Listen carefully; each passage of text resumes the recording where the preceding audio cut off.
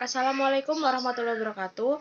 Kami dari kelompok 14 yang beranggotakan Faris Asrizal Masud, Sofia Putri Aisyah, dan saya Hanifah Pusparani akan menjelaskan tentang Good Corporate Governance dan Islamic Corporate Governance.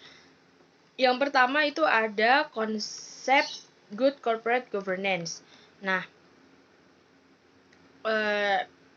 pengertian dari Good Corporate Governance sendiri adalah seperangkat peraturan yang mengatur, mengelola, dan mengawasi hubungan antara para pengelola perusahaan dengan stakeholder di suatu perusahaan untuk meningkatkan nilai perusahaan.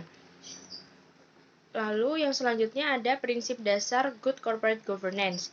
Pelaksanaan prinsip Good Corporate Governance sendiri didasarkan pada Peraturan Menteri BUMN Nomor per 01/MBU/2011 tanggal 1 Agustus 2011 tentang penerapan praktik Good Corporate Governance pada badan usaha milik negara yang menyebutkan ketentuan serta pedoman pelaksanaan Good Corporate Governance di perusahaan.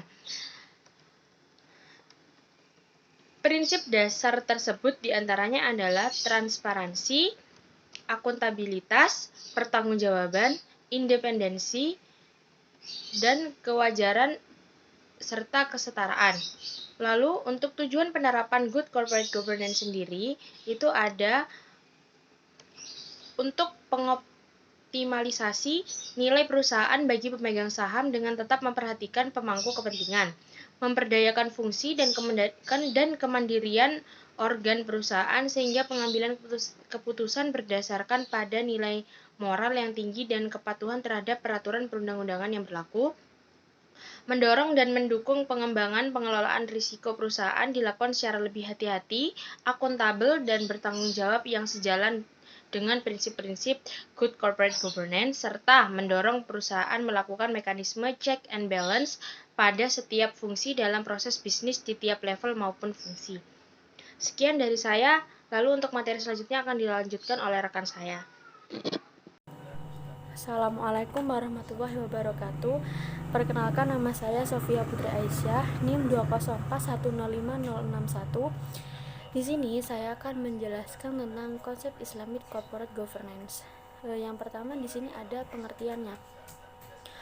Pengertian dari Islamic Corporate Governance ini dapat didefinisikan sebagai sistem manajemen yang menetapkan pertanggungjawabkan spiritualitas dengan prinsip dasar transparan, bertanggung jawab, akuntabilitas, moralitas, dan keandalan di sini hanya bersifat material, tetapi yang paling penting di sini adalah jalan menuju ibadah makhluk untuk jalan menuju yang diridhoi Allah. Kemudian di sini ada prinsip dari Islamic Corporate Governance. Yang pertama di sini sidik. Sidik itu artinya jujur.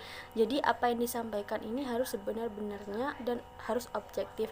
Kemudian yang kedua di sini amanah. Amanah itu artinya dapat dipercaya, artinya tidak ingkar janji dan dapat bertanggung jawab atas apa tindakan yang telah dilakukan atau sesuatu yang memang ditugaskan kepada kita. Kemudian di sini adalah tablik. Tablik itu artinya menyampaikan, bahwa tablik di sini berarti itu menyampaikan kebenaran.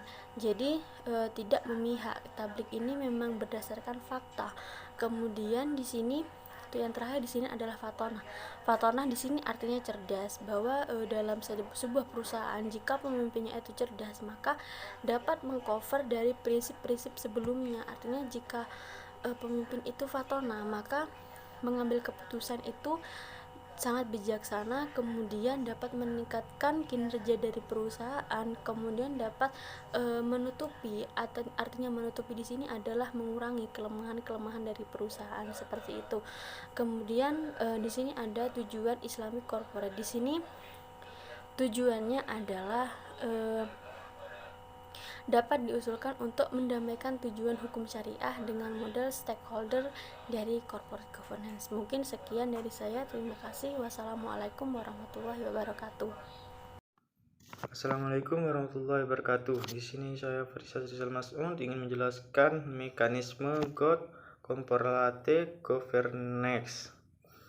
Perseroan melaksanakan mekanisme GCG dalam sebuah tatanan di mana seluruh organ GCG memiliki tanggung jawab tersendiri, namun tetap melaksanakan implementasi GCG secara terintegrasi.